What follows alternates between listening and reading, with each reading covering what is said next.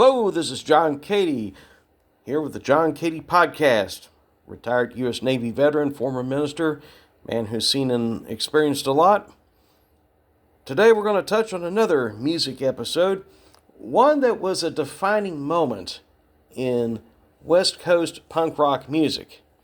In particular, the punk rock music from the San Francisco area.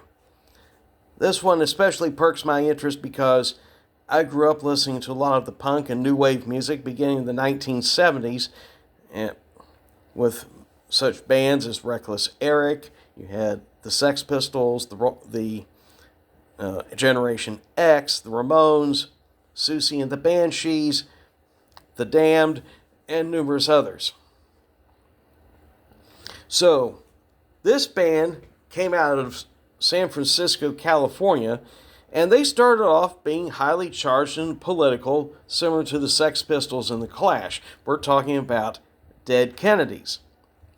The name alone sparked controversy because it obviously was a jab at the Kennedy family, especially given that it wasn't that far when the band formed in 1978, not too far removed from the assassinations of President John F. Kennedy and his younger brother Robert F. Kennedy, who was his attorney general, who later ran for president in 1968. Their debut album in 1979, early 1980, was titled Fresh Fruit for Rotting Vegetables. It's a classic punk rock album. I highly recommend listening to it, especially the jam called Holiday in Cambodia. Now, the fearless, no-holds-barred approach of Dead Kennedys, in particular frontman Jello Biafra, who wrote most of their lyrics, definitely got them noticed. Holiday in Cambodia and California Über Alles both were very popular regional hits in the West Coast. So in 1980, this is where we're going here. We are going to the pivotal moment of Dead Kennedy's history. The Bay Area Music Awards in San Francisco. March 25th, 1980. The band was invited to perform some numbers, and it was also an attempt to give the punk and new wave scene, as Jello Biafra would put it, some new wave credibility. The set began with Dead Kennedys performing what was then their popular regional piece, California Über Alles. But about 15 seconds into the song, Jello Biafra stops the music. He tells the band, "We're adults now. We're not a punk rock band. We're a new wave band now." Picture this. All the members of Dead Kennedy showed up wearing dress pants, white collared shirts with the letter S painted on the shirts. And the moment that Jello Biafra said that, they flipped the skinny ties down so the S's now looked like dollar signs. And that was when they ripped into a song that they wrote specifically for the event, Pull My Strings. Now, as the song progressed, and in typical punk rock fashion, Jello Biafra was spouting out a lot of profanity. Therefore, people were cringing, especially as he took one hit after another against various aspects of the music industry, accusing various artists and record companies of selling out and not providing music that the audience actually wanted to enjoy and listen to.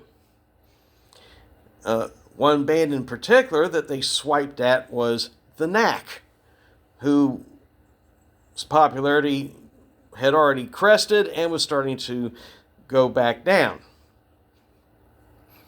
And they even used a riff from the Knack's hit My Sharona.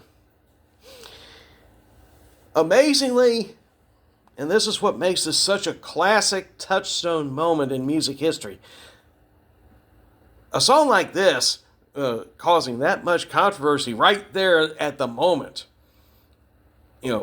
People would have normally scrambled for the sound system. Shut the mics off, shut the mics off, shut the guitars off. This wasn't part of the deal. But no, everything kept rolling. Dead Kennedys performed the song unfettered, uninterrupted, letting their fearless, no-holds-barred approach ramp up to 11.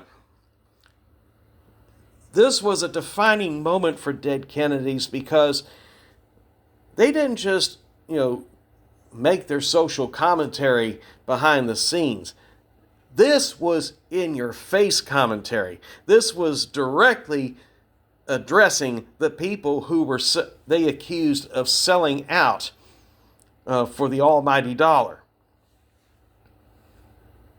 After the performance was over, Jello Biafra then said, "Thank you, we'll see you next year." Well, there was no next year. Dead Kennedys were never invited back to the Bay Area Music Awards. And frankly, in my own personal opinion, I don't think a single member of Dead Kennedys cared. However, the song was almost lost to history because of the fact that there was no studio recording of it. It was never released on any of Dead Kennedys' albums from 1978 to 1986. They produced more biting commentary. They followed up California Uber Alles with "We Have an Even Bigger Problem Here," which proved that they didn't care which political party they attacked. They attacked Jerry Brown, who was a Democrat, then they attacked Republican Ronald Reagan. It didn't matter to them. Dead Kennedys proved that they had the cojones to speak their mind any way they wanted. They made a big swipe at MTV on their controversial Frankenchrist album, with MTV Get Off the Air, ripping into every VJ who was on MTV in the early 1980s. Needless to say, Dead Kennedys were never played on MTV. A lot of radio stations were afraid to touch them, but that was part of the mystique, part of the legacy. In 1987, Pull My Strings was finally included in a compilation album, Give Me Convenience or Give Me Death.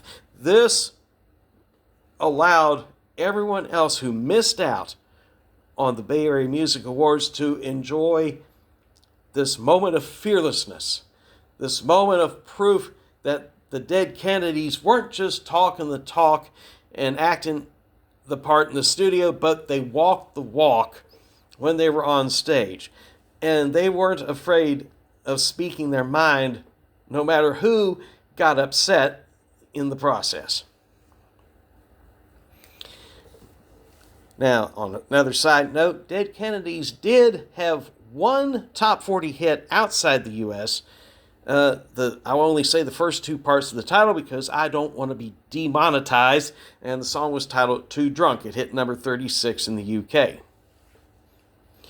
But it was Pull My Strings that catapulted Dead Kennedys from being just another West Coast punk rock band to being a band with a voice and a set of cojones. Thank you for listening. This is John Cady.